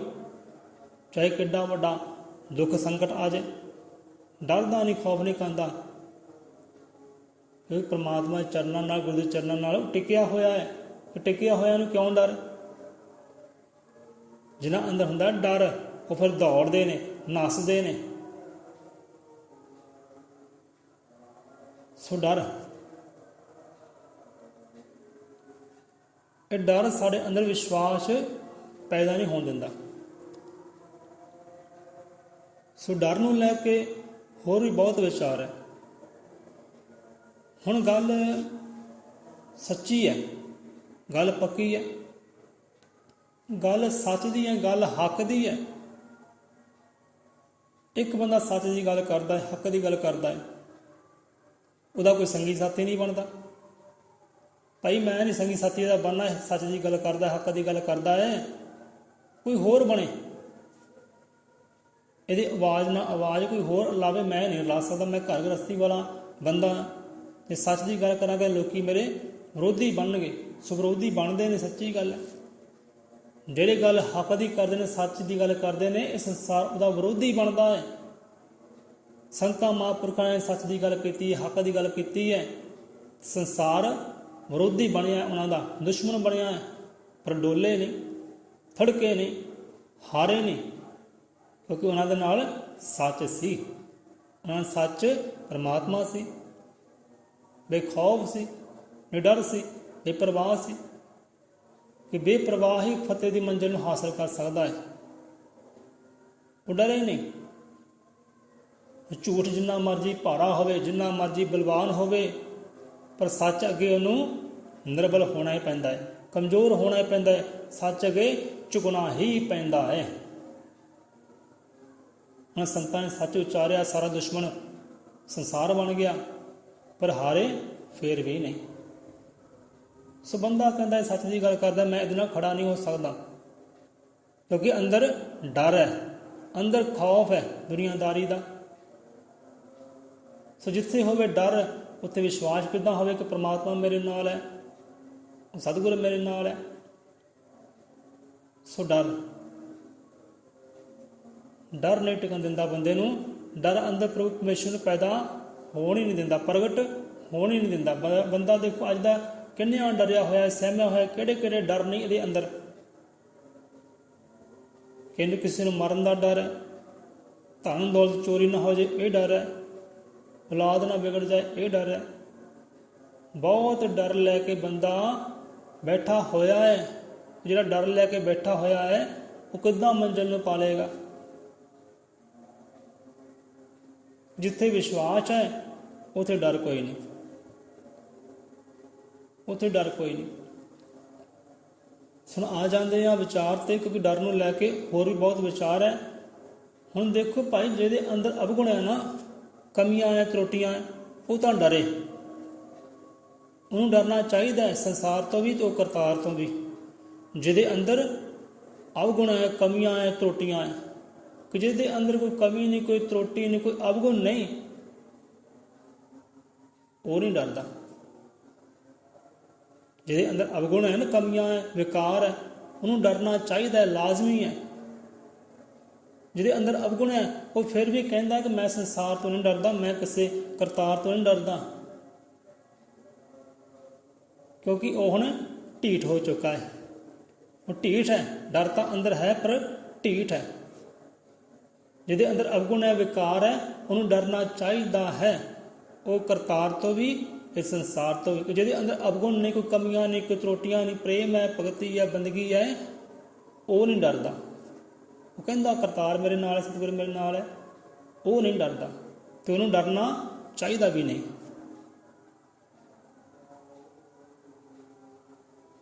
ਸੋ ਆ ਜਾਂਦੇ ਆ ਅਸਲ ਵਿਚਾਰ ਦੇ ਵੱਲ, ਕਿਉਂਕਿ ਇਹ ਵਿਚਾਰ ਵੀ ਜ਼ਰੂਰੀ ਸੀ। ਜੋ ਬੋਲੇ 100 ਰੁਪਏ। ਅਜ਼ਰ ਮਤਰ ਕਾਲਦਰਸ਼ੀ ਵਾਲਮੀਕ ਦਇਆਵਾਨ ਜੀ ਕੀ ਜੈ। ਜਿਹੜੇ ਤਾਂ ਪਰਮਾਤਮਾ ਦੀ ਸਿਫਤ ਨਾਲ ਜੁੜ ਜਾਂਦੇ ਨੇ, ਚਰਨਾਂ ਨਾਲ ਜੁੜ ਜਾਂਦੇ ਨੇ, ਵੱਡੇ ਦੀ ਵਡਿਆਈ ਨਾਲ ਜੁੜ ਜਾਂਦੇ ਨੇ, ਉਹਨਾਂ ਅੰਦਰ ਡਰ ਨਹੀਂ ਰਹਿ ਜਾਂਦਾ, ਉਹ ਨਿਡਰ ਹੋ ਜਾਂਦੇ ਨੇ। ਜਿਹੜੇ ਭਟਕਦੇ ਰਹਿੰਦੇ ਨੇ, ਦਰ ਦਰ ਤੇ ਭਿਖਾਰੀ ਬਣੇ ਰਹਿੰਦੇ ਨੇ, ਉਹਨਾਂ ਅੰਦਰ ਡਰ ਰਹਿੰਦਾ ਹੈ। ਦੇਵੀ ਦੇਵਤਿਆਂ ਦਾ ਡਰ ਰਹਿੰਦਾ ਹੈ, ਗੁਰੂਆਂ ਪੀਰਾਂ ਦਾ ਡਰ ਰਹਿੰਦਾ ਹੈ, ਇਹ ਸੰਸਾਰ ਦਾ ਡਰ ਰਹਿੰਦਾ ਹੈ, ਉਹ ਕਰਤਾਰ ਦਾ ਡਰ ਰਹਿੰਦਾ ਹੈ। ਜਿਹੜੇ ਭਟਕਦੇ ਰਹਿੰਦੇ ਨੇ ਨਾ, ਇੱਕ ਸਤਿਗੁਰ ਤੇ ਆਸ ਨਹੀਂ ਹੁੰਦੀ, ਭਰੋਸਾ ਨਹੀਂ ਹੁੰਦਾ, ਵਿਸ਼ਵਾਸ ਨਹੀਂ ਹੁੰਦਾ, ਉਹ ਸਦਾ ਹੀ ਡਰੇ ਰਹਿੰਦੇ ਨੇ, ਸਹਿਮੇ ਰਹਿੰਦੇ ਨੇ ਕਿ ਹਾਂ ਵੀ ਅੱਜ ਮੰਗਲਵਾਰ ਹੈ, ਅੱਜ ਉਹ ਦੇਵੀ ਦੇਵਤੇ ਮਨਾਉਣ ਨਹੀਂ ਗਿਆ, ਪੁੱਠੀਆਂ ਪੈ ਜਾਣਗੀਆਂ। ਡਰ। ਅੱਜ ਵੀਰਵਾਰ ਹੈ, ਅੱਜ ਦੀਪ ਜਗਾਉਣਾ ਹੈ, ਦੀਪ ਨਹੀਂ ਜਗਾਇਆ, ਉਹ ਪੀਰ ਪੈਗੰਬਰ ਪੁੱਠੇ ਕਰ ਦੇਣਗੇ, ਪੁੱਠੀਆਂ ਕਿਸਮਤਾਂ ਤੋੜ ਦੇਣਗੇ। ਡਰ, ਖੌਫ। ਪਰ ਉਹ ਪੀਰ ਪੈਗੰਬਰ ਕਿਸੇ ਨੂੰ ਡਰਾ ਕੇ ਰਾਜੀ ਨਹੀਂ ਹੈ। ਸਾਡੇ ਅੰਦਰ ਡਰ ਭਰਿਆ ਹੋਇਆ ਹੈ, ਕਿਉਂਕਿ ਅਜੇ ਅੰਦਰ ਵਿਸ਼ਵਾਸ ਦੀ ਕਮੀ ਹੈ। ਅਜੇ ਅੰਦਰ ਅੰਧ ਵਿਸ਼ਵਾਸ ਹੀ ਹੈ, ਇਕੱਲੀ ਸ਼ਰਧਾ ਹੀ ਹੈ, ਗਿਆਨ ਨਹੀਂ ਹੈ। ਸੋ ਆ ਜਾਂਦੇ ਆ ਵਿਚਾਰ ਤੇ। ਹੁਣ ਕਿੱਦਾਂ ਪਤਾ ਲੱਗੇ ਕਿ ਜੀਵ ਦੇ ਅੰਦਰ ਵਿਸ਼ਵਾਸ ਨਾਮ ਦਾ ਪਦਾਰਥ ਹੈ। ਸੋ ਪਹਿਲਾ ਵਿਚਾਰ ਕਰਦੇ ਆ ਕਿ ਵਿਸ਼ਵਾਸ ਹੈ ਕੀ ਹੈ, ਪ੍ਰੇਮ ਹੈ ਕੀ ਹੈ। ਹੁਣ ਦੇਖੋ, ਜੇ ਕਿਸੇ ਨੂੰ ਕਹਿਣਾ ਹੋਵੇਗਾ ਭਾਈ ਤੂੰ ਸਾਡੇ ਨਾਲ ਕਿੰਨਾ ਪ੍ਰੇਮ ਕਰਦਾ ਹੈ, ਦੱਸਣਾ ਕਰ। ਇੱਥੇ ਸਾਨੂੰ ਸੰਤਾਂ ਮਹਾਂਪੁਰਖਾਂ ਦੀ ਸੁਣੀ ਹੋਈ ਕਥਾ ਚੇਤੇ ਆਈ ਹੈ। ਬਹੁਤ ਪਿਆਰੀ ਕਥਾ ਹੈ। ਸੋ ਵਿਚਾਰ ਲੰਬਾ ਹੋ ਜਾਏਗਾ ਜੇ ਕਥਾ ਕਹਾਣੀਆਂ ਕਰਦੇ ਹਾਂ ਤਾਂ ਸਮਝਣ ਦਾ ਜੱਤਾ ਕਰੀਏ। ਸੋ ਇੱਕ ਮਾਂ ਕਿੱਦਾਂ ਇਹ ਬਿਆਨ ਕਰੇ, ਕੀ ਸਬੂਤ ਦੇਵੇ ਕਿ ਮੈਂ ਆਪਣੇ ਬੱਚੇ ਦੇ ਨਾਲ ਕਿੰਨਾ ਪ੍ਰੇਮ ਕਰਦੀ ਹਾਂ। ਸੋ ਬਿਆਨ ਨਹੀਂ ਕੀਤਾ ਜਾ ਸਕਦਾ, ਨਾ ਪ੍ਰੇਮ ਅਤੇ ਨਾ ਵਿਸ਼ਵਾਸ, ਕਿਉਂਕਿ ਇਹ ਇੱਕ ਮਹਿਸੂਸ ਕਰਨ ਵਾਲਾ ਪਦਾਰਥ ਹੈ, ਅਨੁਭਵ ਕਰਨ ਵਾਲਾ ਪਦਾਰਥ ਹੈ, ਇੱਕ ਫੀਲਿੰਗ ਹੈ। ਫੀਲਿੰਗ ਨੂੰ ਬਿਆਨ ਨਹੀਂ ਕੀਤਾ ਜਾ ਸਕਦਾ, ਨਾਪਿਆ ਨਹੀਂ ਜਾ ਸਕਦਾ, ਤੋਲਿਆ ਨਹੀਂ ਜਾ ਸਕਦਾ, ਜ਼ਾਹਰ ਨਹੀਂ ਕੀਤਾ ਜਾ ਸਕਦਾ। ਵਿਸ਼ਵਾਸ ਇੱਕ ਫੀਲਿੰਗ ਹੈ, ਇੱਕ ਅਨੁਭਵ ਹੈ, ਇੱਕ ਮਹਿਸੂਸ ਕਰਨ ਵਾਲਾ ਪਦਾਰਥ ਹੈ। ਪ੍ਰੇਮ ਦੀ ਤਰ੍ਹਾਂ ਜਿਵੇਂ ਆਪ ਪ੍ਰੇਮ ਬਿਆਨ ਨਹੀਂ ਨਾ ਕਰ ਸਕਦੇ, ਜ਼ਾਹਰ ਨਹੀਂ ਕਰ ਸਕਦੇ, ਮੈਂ ਉਹ ਜੀਵ ਦੇ ਨਾਲ ਕਿੰਨਾ ਪ੍ਰੇਮ ਕਰਦਾ, ਮੈਂ ਸਤਿਗੁਰੂ ਨਾਲ ਕਿੰਨਾ ਪ੍ਰੇਮ ਕਰਦਾ, ਪਰਮਾਤਮਾ ਨਾਲ ਕਿੰਨਾ ਪ੍ਰੇਮ ਕਰਦਾ, ਬਿਆਨ ਨਹੀਂ ਕਰ ਸਕਦੇ। ਮਿਸਾਲ ਦੇ ਸਕਦੇ ਹਾਂ, ਮਿਸਾਲ ਦੇ ਸਕਦੇ ਹਾਂ। ਜਿਵੇਂ ਕਿ ਸਿੱਖ ਨੂੰ ਆਪਣੇ ਗੁਰੂ ਨਾਲ ਪ੍ਰੇਮ ਹੁੰਦਾ ਹੈ, ਉਹਨਾਂ ਪ੍ਰੇਮ ਕਰਦਾ ਹੈ। ਜਿਵੇਂ ਇੱਕ ਭਗਤ ਨੂੰ ਪਰਮਾਤਮਾ ਨਾਲ ਪ੍ਰੇਮ ਹੁੰਦਾ, ਭਗਵੰਤ ਨਾਲ ਪ੍ਰੇਮ ਹੁੰਦਾ ਹੈ, ਮੈਂ ਤੇਰੇ ਨਾਲ ਉਹਨਾਂ ਪ੍ਰੇਮ ਕਰਦਾ ਹੈ। ਜਿਵੇਂ ਕਿ ਚਕੋਰ ਹੈ, ਉਹ ਚੰਨ ਨੂੰ ਪ੍ਰੇਮ ਕਰਦੀ, ਮੈਂ ਤੈਨੂੰ ਉਹਨਾਂ ਪ੍ਰੇਮ ਕਰਦਾ। ਜਿਵੇਂ ਮੋਰ ਹੈ, ਉਹ ਬੱਦਲਾਂ ਨੂੰ ਪ੍ਰੇਮ ਕਰਦੇ ਨੇ, ਮੈਂ ਤੈਨੂੰ ਉਹਨਾਂ ਪ੍ਰੇਮ ਕਰਦਾ। ਜਿੰਨਾ ਪ੍ਰੇਮ ਕਰਨ ਦਾ ਤੇ ਸੂਰਜ ਦਾ ਹੈ, ਮੈਂ ਤੈਨੂੰ ਉਹਨਾਂ ਪ੍ਰੇਮ ਕਰਦਾ। ਇੱਦਾਂ ਮਿਸਾਲ ਦੇ ਸਕਦੇ ਆ, ਪਰ ਪੂਰੀ ਤਰ੍ਹਾਂ ਬਿਆਨ ਨਹੀਂ ਕਰ ਸਕਦੇ ਕਿ ਇੰਨਾ ਪ੍ਰੇਮ ਕਰਦਾ। ਕੋਈ ਮਾਪ ਨਹੀਂ ਸਕਦੇ ਕਿ ਇੰਨੇ ਕਿਲੋ ਪ੍ਰੇਮ ਕਰਦਾ, ਕੋਈ ਤੋਲ ਨਹੀਂ ਸਕਦੇ। ਸੋ ਇੱਕ ਫੀਲਿੰਗ ਹੈ, ਤਾਂ ਇੱਕ ਵਿਸ਼ਵਾਸ ਵੀ ਇੱਕ ਫੀਲਿੰਗ ਹੈ। ਦੱਸ ਨਹੀਂ ਸਕਦੇ ਕਿ ਸਾਡੇ ਅੰਦਰ ਕਿੰਨਾ ਵਿਸ਼ਵਾਸ ਹੈ ਗੁਰੂ ਪ੍ਰਤੀ, ਪਰਮਾਤਮਾ ਪ੍ਰਤੀ, ਆਪਣੇ ਸੋਹਣੇ ਪ੍ਰਤੀ ਕਿੰਨਾ ਵਿਸ਼ਵਾਸ ਹੈ। ਇੱਕ ਫੀਲਿੰਗ ਹੈ, ਮਹਿਸੂਸ ਕਰਨ ਵਾਲੇ ਪਦਾਰਥ ਹੈ, ਦੱਸ ਨਹੀਂ ਸਕਦੇ। ਹੁਣ ਕਿੱਦਾਂ ਪਤਾ ਲੱਗੇ ਕਿ ਜੀਵ ਦੇ ਅੰਦਰ ਵਿਸ਼ਵਾਸ ਹੈ? ਉੱਥੇ ਆ ਜਾਂਦੇ ਆ, ਜੀਵ ਅੰਦਰ ਵਿਸ਼ਵਾਸ ਹੈ, ਕਿੱਦਾਂ ਪਤਾ ਲੱਗੇ? ਹੁਣ ਇੱਕ ਕਥਾ ਕਹਾਣੀ ਕਰ ਲੈਂਦੇ ਆ, ਸੰਤਾਂ ਕੋਲ ਸੁਣੀ ਆ। ਸੋ ਇੱਕ ਹੋਇਆ ਨੌਜਵਾਨ ਹੋਇਆ, ਸੋਚ ਆਈ, ਵਿਚਾਰ ਆਏ ਕਿ ਪ੍ਰਮਾਤਮਾ ਦੇ ਦਰਸ਼ਨ ਦੀਦਾਰੇ ਕਰਨੇ ਨੇ, ਉਹ ਭਗਵਾਨ ਦੇ ਦਰਸ਼ਨ ਦੀਦਾਰੇ ਕਰਨੇ ਨੇ, ਉਹ ਸਰਬ ਸੁੱਖਾਂ ਨੂੰ ਪਾਉਣਾ ਹੈ। ਵਿਚਾਰ ਤਾਂ ਬਹੁਤ ਪਿਆਰਾ ਸੀ, ਵਿਚਾਰ ਬਹੁਤ ਪਿਆਰਾ ਹੈ ਕਿ ਪ੍ਰਮਾਤਮਾ ਦੇ ਦਰਸ਼ਨ ਕਰਨੇ, ਸਰਬ ਸੁੱਖਾਂ ਨੂੰ ਪਾਉਣਾ, ਸਰਬ ਸੁੱਖਾਂ ਦੇ ਦਾਤਾ ਨੇ ਪਾਉਣਾ ਹੈ। ਇਹ ਵਿਚਾਰ ਕੀਤਾ ਉਹ ਨੌਜਵਾਨ ਨੇ, ਤੇ ਚਲਾ ਗਿਆ ਸੰਤਾਂ ਦੇ ਕੋਲ। ਸੰਤਾਂ ਅੱਗੇ ਬੇਨਤੀ ਕੀਤੀ, ਅਰਜ਼ ਗੁਜ਼ਾਰੀ ਕਿ ਸੰਤ ਜੀ, ਮਹਾਂਪੁਰਖੋ, ਫਕੀਰ ਲੋਗੋ, ਅਸੀਂ ਪਰਮਾਤਮਾ ਦੇ ਦਰਸ਼ਨ ਦੀਦਾਰੇ ਚਾਹੁੰਦੇ ਹਾਂ, ਪਰਮ ਸੁੱਖ ਨੂੰ ਚਾਹੁੰਦੇ ਹਾਂ, ਪਰਮ ਸ਼ਾਂਤੀ ਨੂੰ ਚਾਹੁੰਦੇ ਹਾਂ। ਸਾਨੂੰ ਢੰਗ ਤਰੀਕਾ ਦੱਸੋ, ਕਿੱਦਾਂ ਦਰਸ਼ਨ ਕਰੀਏ, ਕਿੱਦਾਂ ਪਰਮ ਸੁੱਖ ਨੂੰ ਪਾਉਣਾ ਕਰੀਏ। ਤੋ ਸੰਤ ਮਹਾਂਪੁਰਖ ਕੀ ਕਰਦੇ ਨੇ? ਉਹ ਧਿਆਨ ਧਰਦੇ ਨੇ ਪਰਮਾਤਮਾ ਦਾ, ਉਹ ਪਰਮੇਸ਼ਵਰ ਦਾ ਧਿਆਨ ਧਰਦੇ ਨੇ। ਹੁਣ ਧਿਆਨ ਧਰਨ ਦੀ ਵਿਧੀ ਕੀ ਹੈ ਉਹਨਾਂ ਦੀ? ਢੰਗ ਤਰੀਕਾ ਕੀ ਹੈ? 2 ਚੋਟੀਆਂ ਨੇ ਪਹਾੜੀ ਦੀਆਂ, ਚੋਟੀਆਂ ਨੇ ਪਹਾੜੀਆਂ ਦੀਆਂ। ਇੱਕ ਚੋਟੀ ਦੇ ਨਾਲ, ਰੁੱਖ ਦੇ ਨਾਲ ਰੱਸਾ ਬੰਨ੍ਹਿਆ ਹੈ, ਔਰ ਰੱਸਾ ਦੂਸਰੀ ਚੋਟੀ ਦੇ ਨਾਲ ਜਾਂਦਾ ਹੈ। ਦੂਸਰੀ ਗੰਢ ਉਹਦੀ ਦੂਸਰੀ ਚੋਟੀ ਦੇ ਦਰਖਤ ਦੇ ਨਾਲ ਹੈ। ਉਹ ਰੱਸੀ ਦੇ ਉੱਪਰ ਚੱਲਦੇ ਨੇ, ਰੱਸੀ ਉੱਪਰ ਚੱਲ ਕੇ ਧਿਆਨ ਕਰਦੇ ਨੇ,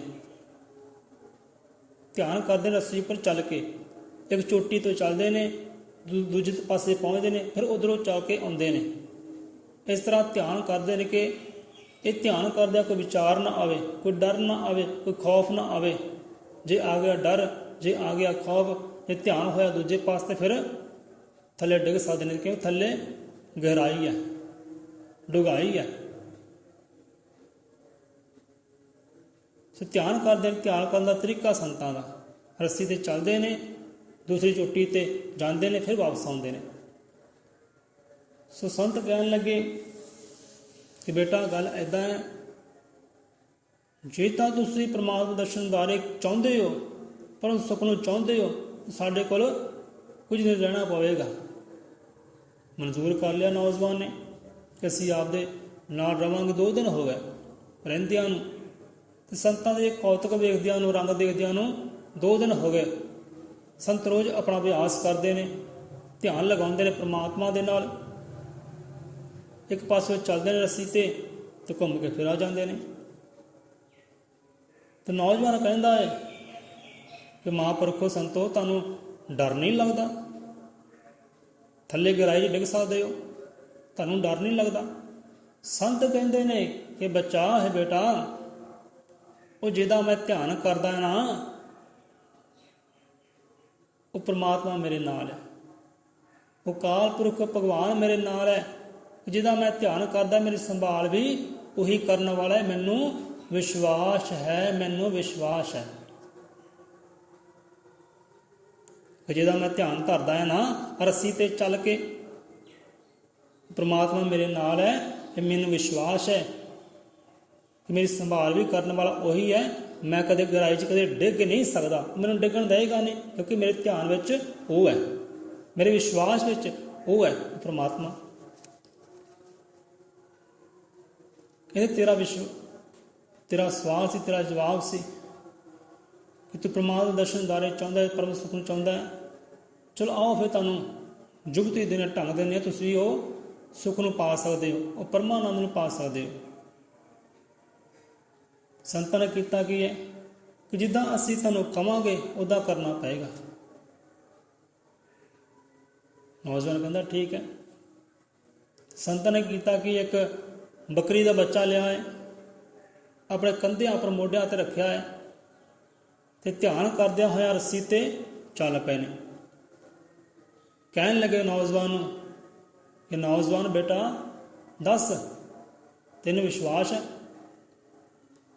ਤੇਰੇ ਅੰਦਰ ਵਿਸ਼ਵਾਸ ਹੈ, ਇਹ ਭਰੋਸਾ ਹੈ, ਯਕੀਨ ਹੈ ਕਿ ਅਸੀਂ ਇਸ ਰੱਸੀ 'ਤੇ ਚੱਲਦਿਆਂ ਹੋਇਆਂ ਦੂਸਰੀ ਚੋਟੀ 'ਤੇ ਪਹੁੰਚ ਸਕਦੇ ਹਾਂ, ਅਤੇ ਬੱਕਰੀ ਦਾ ਬੱਚਾ ਥੱਲੇ ਨਹੀਂ ਡਿੱਗੇਗਾ?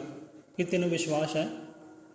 ਨੌਜਵਾਨ ਕਹਿਣ ਲੱਗਾ, ਹਾਂਜੀ ਸੰਤ ਜੀ, ਸਾਨੂੰ ਪੂਰਾ ਵਿਸ਼ਵਾਸ ਹੈ, ਪੂਰਾ ਵਿਸ਼ਵਾਸ ਹੈ ਕਿ ਤੁਸੀਂ ਖਾਲੀ ਚੱਲ ਸਕਦੇ ਹੋ, ਆਪਣੇ ਆਪ ਨੂੰ ਲੈ ਕੇ ਚੱਲ ਸਕਦੇ ਹੋ, ਤੁਸੀਂ ਬੱਕਰੀ ਦੇ ਬੱਚੇ ਨੂੰ ਲੈ ਕੇ ਚੱਲ ਸਕਦੇ ਹੋ, ਸਾਨੂੰ ਪੂਰਾ ਵਿਸ਼ਵਾਸ ਹੈ, ਪੂਰਾ ਵਿਸ਼ਵਾਸ ਹੈ ਸਾਨੂੰ।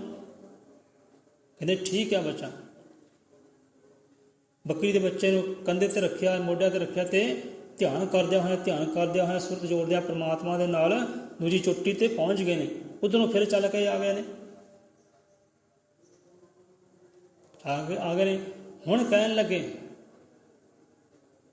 ਕਿ ਬੱਚਾ, ਤੈਨੂੰ ਵਿਸ਼ਵਾਸ ਸੀ ਕਿ ਅਸੀਂ ਆ ਜਾ ਸਕਦੇ ਹਾਂ, ਬੱਕਰੀ ਦੇ ਬੱਚੇ ਨੂੰ ਰੱਖ ਕੇ ਮੋਢਿਆਂ 'ਤੇ, ਸੋ ਤੇਰਾ ਵਿਸ਼ਵਾਸ ਹੋਇਆ ਪੂਰਨ, ਸਾਡਾ ਧਿਆਨ ਹੋਇਆ ਪੂਰਨ।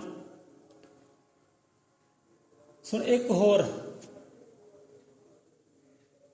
ਗੱਲ ਹੋਰ ਹੈ, ਜੇ ਤੂੰ ਚਾਹੁੰਦਾ ਹੈ ਪਰਮ ਸੁੱਖ ਦੀ ਪ੍ਰਾਪਤੀ, ਜੇ ਚਾਹੁੰਦਾ ਹੈ ਪਰਮਾਤਮਾ ਦਰਸ਼ਨ ਦਾਰੇ, ਕਿ ਤੇਰੇ ਅੰਦਰ ਵਿਸ਼ਵਾਸ ਨਾਮ ਦਾ ਪਦਾਰਥ ਹੈ ਕਿ ਅਸੀਂ ਤੈਨੂੰ ਆਪਣੇ ਮੋਢਿਆਂ ਤੇ ਚੱਕਦੇ ਹਾਂ, ਦੂਜੀ ਚੋਟੀ ਤੇ ਜਾਂਦੇ ਹਾਂ, ਫਿਰ ਉਧਰੋਂ ਆਉਂਦੇ ਹਾਂ। ਕਿ ਤੇਰੇ ਅੰਦਰ ਵਿਸ਼ਵਾਸ ਹੈ, ਹੁਣ ਆਪਾਂ ਤੈਨੂੰ ਲੈ ਕੇ ਜਾਣਾ ਹੈ, ਆਪਣੇ ਮੋਢਿਆਂ ਤੇ ਬਿਠਾ ਕੇ ਤੈਨੂੰ ਲੈ ਕੇ ਜਾਣਾ ਉਸ ਚੋਟੀ ਤੱਕ, ਰਸਤੇ ਤੇ ਚੱਲ ਕੇ। ਕਿ ਤੈਨੂੰ ਵਿਸ਼ਵਾਸ ਹੈ ਕਿ ਅਸੀਂ ਤੈਨੂੰ ਲਿਜਾ ਸਕਦੇ ਹਾਂ ਉਧਰ ਤੱਕ। ਘਬਰਾਏ ਹੋਏ ਨੇ ਕਹਿਣਾ ਕੀਤਾ, ਡਰਦੇ ਹੋਏ ਨੇ ਕਹਿਣਾ ਕੀਤਾ, ਹਾਂਜੀ ਸੰਤ ਜੀ ਸਾਨੂੰ ਵਿਸ਼ਵਾਸ ਹੈ। ਬੜਾ ਮੱਧਮ ਜਿਹਾ ਕਹਿਣਾ ਕੀਤਾ, ਸਾਨੂੰ ਵਿਸ਼ਵਾਸ ਹੈ। ਤੇ ਸੰਤ ਕਹਿੰਦੇ ਨੇ ਚਲੋ ਫਿਰ ਕੁਝ ਸਮਾਂ ਰੁਕੋ, ਆਪਾਂ ਕੁਟੀਆ ਚੋਂ ਵਾਪਸ ਆਉਂਦੇ ਹਾਂ। ਕੁਟੀ ਦੇ ਅੰਦਰੋਂ ਹੋ ਕੇ ਇੱਕ ਗੇੜਾ ਦੇ ਕੇ ਵਾਪਸ ਆਉਂਦੇ ਹਾਂ, ਤੁਸੀਂ ਇੱਥੇ ਰੁਕੋ, ਹੁਣ ਤੁਹਾਡੀ ਵਾਰੀ ਹੈ, ਤੁਹਾਨੂੰ ਆਪਾਂ ਮੋਢੇ ਤੇ ਬਿਠਾ ਕੇ ਚੋਟੀ ਤੇ ਲੈ ਕੇ ਜਾਣਾ ਹੈ, ਰਸਤੇ ਤੇ ਚੱਲਦੇ ਹਾਂ। ਤੇ ਸੰਤ ਗਏ ਨੇ ਆਪਣੀ ਕੁਟੀਆ ਅੰਦਰ। ਕੁਝ ਸਮੇਂ ਬਾਅਦ ਆਏ ਤਾਂ ਨੌਜਵਾਨ ਸ਼ੁਭ ਮੰਤਰ ਗਾਇਬ ਹੋ ਗਿਆ। ਕਿਉਂ ਗਾਇਬ ਹੋ ਗਿਆ? ਕਿਉਂਕਿ ਉਹਦੇ ਅੰਦਰ ਵਿਸ਼ਵਾਸ ਨਹੀਂ ਸੀ, ਉਹਦੇ ਅੰਦਰ ਡਰ ਸੀ, ਉਹਦੇ ਅੰਦਰ ਖੌਫ ਸੀ ਕਿ ਹਾਂ ਵੀ ਮਰਨਾ ਹੈ। ਇਹ ਸਾਧੂ ਸੰਤ ਮੈਨੂੰ ਮੋਢਿਆਂ ਤੇ ਬਿਠਾ ਕੇ ਦੂਜੀ ਚੋਟੀ ਤੇ ਲੈ ਕੇ ਜਾਵੇਗਾ, ਰਸਤੇ ਉੱਪਰ ਮਰਨਾ ਹੈ, ਆਪ ਦਾ ਗਿਰੇਗਾ, ਮੈਨੂੰ ਵੀ ਗਿਰਾਏਗਾ, ਮੈਂ ਤਾਂ ਨਹੀਂ ਮਰਨਾ। ਦੌੜ ਗਿਆ। ਕਿਉਂ? ਕਿਉਂਕਿ ਅੰਦਰ ਡਰ ਸੀ, ਅੰਦਰ ਵਿਸ਼ਵਾਸ ਨਹੀਂ ਸੀ। ਹੁਣ ਜਦੋਂ ਗੱਲ ਦੂਜੀ ਦੀ ਸੀ ਨਾ, ਗੱਲ ਬੱਕਰੀ ਦੀ ਸੀ, ਬੱਕਰੀ ਦੇ ਬੱਚੇ ਦੀ ਸੀ, ਉਦੋਂ ਵਿਸ਼ਵਾਸ ਸੀ, ਕਿ ਉਹ ਹੋ ਸਕਦਾ। ਹੁਣ ਜਦੋਂ ਗੱਲ ਆਈ ਆਪਣੇ ਤੇ, ਫਿਰ ਵਿਸ਼ਵਾਸ ਗਿਆ। ਹੁਣ ਕਹਿੰਦੇ ਕਿਸੇ ਜੀਵ ਦੀ ਬਲੀ ਦਿੰਦੇ ਆ, ਹਾਂ ਵੀ ਤੁਹਾਨੂੰ ਇਹ ਵਿਸ਼ਵਾਸ ਹੈ ਕਿ ਬਲੀ, ਇਹ ਕੁਰਬਾਨੀ ਉਹ ਪਰਮਾਤਮਾ ਕਬੂਲ ਕਰੇਗਾ, ਇਹ ਮੁਰਗੇ ਦੀ, ਇਹ ਬੱਕਰੀ ਦੀ, ਇਹ ਗਊ ਭੇਡ ਦੀ, ਕਿ ਪਰਮਾਤਮਾ ਬਲੀ ਕਬੂਲ ਕਰੇਗਾ, ਤੁਹਾਨੂੰ ਵਿਸ਼ਵਾਸ ਹੈ। ਜੀਵ ਕਹਿੰਦਾ ਸਾਨੂੰ ਵਿਸ਼ਵਾਸ ਹੈ ਪਰਮਾਤਮਾ ਦੀ ਬਲੀ ਕਬੂਲ ਕਰੇਗਾ, ਇਹ ਖੂਨ ਕਬੂਲ ਕਰੇਗਾ, ਸਾਨੂੰ ਵਿਸ਼ਵਾਸ ਹੈ। ਹੁਣ ਬਾਣੀ ਵੀ ਕਹਿੰਦੀ ਹੈ, ਜੇ ਖੁਸ਼ ਕਰਨਾ ਰੱਬ ਨੂੰ ਸਿਰ ਆਪਣਾ ਕਰ ਦਾਨ। ਹੁਣ ਕਹਿੰਦੇ ਚਲੋ ਇਹ ਬੱਕਰੀ ਨੂੰ ਛੱਡੋ, ਇਹ ਜੀਵ ਨੂੰ ਛੱਡੋ, ਇਹ ਜਾਨਵਰ ਨੂੰ ਛੱਡੋ, ਅਸੀਂ ਬਲੀ ਹੁਣ ਦਾਨ ਦੇ ਰੂਪ ਵਿੱਚ ਤੁਹਾਡੇ ਸਿਰ ਦੀ ਦਿੰਦੇ ਹਾਂ, ਕਿ ਤੁਹਾਨੂੰ ਵਿਸ਼ਵਾਸ ਹੈ ਕਿ ਸਾਡੇ ਸਿਰ ਦੀ ਬਲੀ, ਜਿਹੜੀ ਸਾਡੇ ਸਿਰ ਦੀ ਕੁਰਬਾਨੀ, ਉਹ ਰੱਬ ਕਬੂਲ ਕਰੇਗਾ। ਤਾਂ ਜੀਵ ਕਹਿੰਦਾ ਨਹੀਂ, ਇੱਦਾਂ ਨਹੀਂ ਹੋ ਸਕਦਾ ਕਿ ਸਾਡੀ ਬਲੀ, ਸਾਡਾ ਸਿਰ ਰੱਬ ਕਬੂਲ ਨਹੀਂ ਕਰ ਸਕਦਾ। ਤੇ ਦੌੜ ਜਾਂਦੇ ਨੇ ਇਹੋ ਜਿਹੇ, ਜਿੱਦਾਂ ਉਹ ਜੀਵ ਦੌੜ ਗਿਆ। ਹੁਣ ਜਦੋਂ ਆਪਣੀ ਗੱਲ ਆਈ ਨਾ, ਉਹ ਦੌੜ ਗਿਆ। ਹੁਣ ਦੂਜੀ ਦੇ ਸਿਰ ਦੇਣ ਤੇ ਵਿਸ਼ਵਾਸ ਹੈ, ਦੂਜਾ ਮਰੇ ਇਹ ਵਿਸ਼ਵਾਸ ਹੈ, ਇਹਦਾ ਮਰਨਾ ਕਬੂਲ ਕਰ ਲਏਗਾ ਪਰਮਾਤਮਾ। ਜਦੋਂ ਆਉਂਦੀ ਆਪਣੇ ਆਪ ਨੂੰ ਮੁਕਾਉਣ ਦੀ, ਉਹ ਵਿਸ਼ਵਾਸ ਨਹੀਂ ਹੁੰਦਾ। ਜੇ ਖੁਸ਼ ਕਰਨਾ ਰੱਬ ਨੂੰ ਸਿਰ ਆਪਣਾ ਕਰ ਦਾਨ, ਜਦੋਂ ਆਪਣੇ ਸਿਰ ਨੂੰ ਦਾਨ ਕਰਨ ਦੀ ਗੱਲ ਆਉਂਦੀ ਹੈ, ਫਿਰ ਵਿਸ਼ਵਾਸ ਨਹੀਂ ਹੁੰਦਾ ਕਿ ਹਾਂ ਵੀ ਸਾਡਾ ਦਾਨ ਹੈ ਉਹ ਰੱਬ ਕਬੂਲ ਕਰੇਗਾ ਕਿ ਨਹੀਂ ਕਰੇਗਾ। ਸੋ ਉਹਦਾ ਇੱਕ ਇਮਤਿਹਾਨ ਸੀ ਉਹਦਾ, ਕਿ ਉਹਦਾ ਵਿਸ਼ਵਾਸ ਕੀ ਕਹਿੰਦਾ। ਜੇ ਰੱਖਦਾ ਉਹ ਵਿਸ਼ਵਾਸ ਕਿ ਹਾਂ ਵੀ ਸਾਧੂ ਸੰਤ ਮੈਨੂੰ ਪਾਰ ਲੈ ਜਾਏਗਾ, ਫਿਰ ਮੇਰੀ ਜਾਨ ਨੂੰ ਕੋਈ ਨੁਕਸਾਨ ਵੀ ਨਹੀਂ ਹੋਏਗਾ। ਜੇ ਰੱਖਦਾ ਵਿਸ਼ਵਾਸ, ਫਿਰ ਤਾਂ ਪਰਮ ਸੁੱਖਾਂ ਨੂੰ ਪਾ ਲੈਣਾ ਸੀ, ਉਹ ਪਰਮਾਨੰਦ ਨੂੰ ਪਾ ਲੈਣਾ ਸੀ। ਹੁਣ ਅੰਦਰ ਸੀ ਡਰ, ਅੰਦਰ ਸੀ ਖੌਫ, ਡਰ ਕਰਕੇ ਦੌੜ ਗਿਆ ਤੇ ਪਰਮ ਸੁੱਖ ਨੂੰ, ਪਰਮਾਤਮਾ ਨੂੰ ਪਾ ਹੀ ਨਹੀਂ ਸਕਿਆ। ਸੋ ਇੱਦਾਂ ਗੱਲ, ਕਥਾ ਕਹਾਣੀ ਇਹ ਕਹਿੰਦੀ ਕਿ ਜਿੱਥੇ ਹੁੰਦਾ ਨਾ ਡਰ, ਉੱਥੇ ਵਿਸ਼ਵਾਸ ਨਹੀਂ ਹੁੰਦਾ। ਸੰਤ ਨੂੰ ਤਾਂ ਵਿਸ਼ਵਾਸ ਸੀ, ਪਰ ਉਹ ਲੜਕੇ ਨੂੰ ਵਿਸ਼ਵਾਸ ਨਹੀਂ ਸੀ ਤੇ ਦੌੜ ਗਿਆ। ਜੇ ਰੱਖਦਾ ਵਿਸ਼ਵਾਸ, ਉਹ ਸੁੱਖ ਨੂੰ ਵੀ ਪਾ ਲੈਂਦਾ ਤੇ ਪਰਮਾਨੰਦ ਨੂੰ ਵੀ ਪਾ ਲੈਂਦਾ। ਕਿਉਂਕਿ ਜਿੱਥੇ ਵਿਸ਼ਵਾਸ ਹੈ ਨਾ, ਉੱਥੇ ਹੀ ਪਰਮਾਤਮਾ ਹੈ, ਉੱਥੇ ਹੀ ਸੁੱਖ ਹੈ। ਸੋ ਅਸੀਂ ਕਹਿੰਦੇ ਹਾਂ ਕਿ ਸਾਨੂੰ ਆਪਣੇ ਸਤਿਗੁਰ ਤੇ ਵਿਸ਼ਵਾਸ ਹੈ। ਫਲਾਣੇ ਦੀ ਖੁਸ਼ੀ ਨੂੰ, ਫਲਾਣੇ ਦੀ ਅਰਦਾਸ ਨੂੰ ਕਬੂਲ ਕੀਤਾ ਹੈ, ਸਾਨੂੰ ਵੀ ਵਿਸ਼ਵਾਸ ਹੈ ਸਾਡੀ ਵੀ ਕਬੂਲ ਕਰੇਗਾ। ਫਲਾਣੇ ਦੀ ਖੁਸ਼ੀ ਨੂੰ, ਫਲਾਣੇ ਦੀ ਮੰਗ ਨੂੰ ਫਲਾਣੇ ਨੇ ਦੁੱਖ ਨੂੰ ਮਿਟਾਉਣਾ ਕੀਤਾ ਹੈ, ਕਿ ਸਾਨੂੰ ਵਿਸ਼ਵਾਸ ਹੈ ਸਾਡਾ ਵੀ ਇਹ ਕਾਰਜ ਪੂਰਨ ਕਰੇਗਾ ਸਤਿਗੁਰੂ। ਕਿ ਜਦੋਂ ਆਉਂਦੀ ਆਪਣੇ ਤੇ ਗੱਲ, ਪਹਿਲਾਂ ਦੇਖਣਾ ਕੀਤਾ ਫਲਾਣੇ ਦੀ ਅਰਦਾਸ ਬੇਨਤੀ ਕਬੂਲ ਹੋਈ ਹੈ, ਖੁਸ਼ੀਆਂ ਆ ਗਈਆਂ ਨੇ, ਕਾਰਜ ਸਵਾਰੇ ਗਏ ਨੇ, ਉਦੋਂ ਕਰ ਲਿਆ ਵਿਸ਼ਵਾਸ। ਕਿ ਜਦੋਂ ਆਈ ਆਪਣੇ ਤੇ ਗੱਲ, ਉਦੋਂ ਭਟਕਣਾ ਆ ਗਈ। ਹਾਂ ਵੀ ਸਤਿਗੁਰ ਨੇ ਸਾਡੀ ਅਰਦਾਸ ਬੇਨਤੀ ਕਬੂਲ ਕੀਤੀ ਨਹੀਂ, ਫਿਰ ਦੌੜਦਾ ਹੈ ਹੋਰ ਨਾ ਪਾਸੇ ਵੱਲ, ਸਿੱਖਾਂ ਦੇ ਵੱਲ, ਬਾਬਿਆਂ ਦੇ ਵੱਲ ਦੌੜਦਾ ਹੈ। ਕਿਉਂਕਿ ਹੁਣ ਵਿਸ਼ਵਾਸ ਨਾਮ ਦੀ ਚੀਜ਼ ਨਹੀਂ ਹੈ ਅੰਦਰ। ਸੋ ਕਹਿਣ ਸਾਰੇ ਕਹਿੰਦੇ ਨੇ ਕਿ ਸਾਨੂੰ ਆਪਣੇ ਸਤਿਗੁਰ ਤੇ ਪਰਮਾਤਮਾ ਤੇ ਵਿਸ਼ਵਾਸ ਹੈ, ਪਰ ਜਦੋਂ ਦੌੜਾਂ ਵੇਖਦੇ ਆ ਨਾ, ਦੌੜਾਂ ਅੱਜ ਐਸ ਦੁਆਰੇ, ਕੱਲ੍ਹ ਨੂੰ ਹੋਰ ਦੁਆਰੇ, ਕੱਲ੍ਹ ਨੂੰ ਹੋਰ ਦੁਆਰੇ, ਕਦੀ ਪਰਬਤਾਂ ਵੱਲ, ਕਦੀ ਗਹਿਰਾਈਆਂ ਵੱਲ, ਇਹ ਕੀ ਹੈ? ਇਹ ਵਿਸ਼ਵਾਸ ਦੀ ਨਿਸ਼ਾਨੀ ਨਹੀਂ ਹੈ। ਜਿਹੜਾ ਟਿਕ ਜਾਂਦਾ ਹੈ ਨਾ, ਟਿਕੇ ਹੋਏ ਦੇ ਅੰਦਰ ਵਿਸ਼ਵਾਸ ਆ ਜਾਂਦਾ ਹੈ, ਉਹਦੇ ਅੰਦਰਲਾ ਡਰ ਖੌਫ ਖਤਮ ਹੋ ਜਾਂਦਾ ਹੈ। ਜਿਹਦੇ ਅੰਦਰ ਕੋਈ ਡਰ ਨਹੀਂ, ਖੌਫ ਨਹੀਂ, ਉੱਥੇ ਵਿਸ਼ਵਾਸ ਹੈ, ਉੱਥੇ ਹੀ ਸਤਿਗੁਰ ਹੈ, ਉੱਥੇ ਹੀ ਪਰਮਾਤਮਾ, ਜਿੱਥੇ ਵਿਸ਼ਵਾਸ ਹੈ, ਜਿੱਥੇ ਵਿਸ਼ਵਾਸ ਹੈ। ਵਿਚਾਰ ਹੋਰ ਵੀ ਬਹੁਤ ਨੇ। ਸੋ ਵਿਚਾਰ ਇਹ ਸਨ ਕਿ ਕਿੱਦਾਂ ਪਤਾ ਲੱਗੇ ਇਨਸਾਨ ਦੇ ਅੰਦਰ ਵਿਸ਼ਵਾਸ ਹੈ ਆਪਣੇ ਪਰਮਾਤਮਾ ਤੇ, ਆਪਣੇ ਸਤਿਗੁਰ ਤੇ। ਸੋ ਟਾਈਮ ਤਾਂ ਕਾਫੀ ਹੋ ਗਿਆ, 41 ਮਿੰਟ ਹੋ ਗਏ ਨੇ। ਆਪਾਂ ਨੂੰ ਵਿਚਾਰ ਕਰਦੇ ਹਾਂ।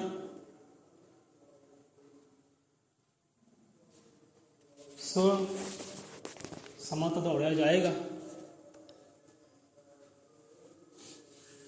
ਸੋ ਪਤਾ ਲੱਗੇ ਕਿੱਦਾਂ ਅੰਦਰ ਵਿਸ਼ਵਾਸ ਹੈ। ਜਿੱਥੇ ਡਰ ਹੈ ਨਾ, ਡਰ ਹੈ, ਖੌਫ ਹੈ, ਚਾਹੇ ਸੰਸਾਰ ਦਾ ਹੈ, ਚਾਹੇ ਕਿਸੇ ਪਦਾਰਥ ਹੈ, ਉੱਥੇ ਵਿਸ਼ਵਾਸ ਨਾਮ ਦੀ ਪਦਾਰਥ ਕਦੇ ਹੋ ਹੀ ਨਹੀਂ ਸਕਦਾ।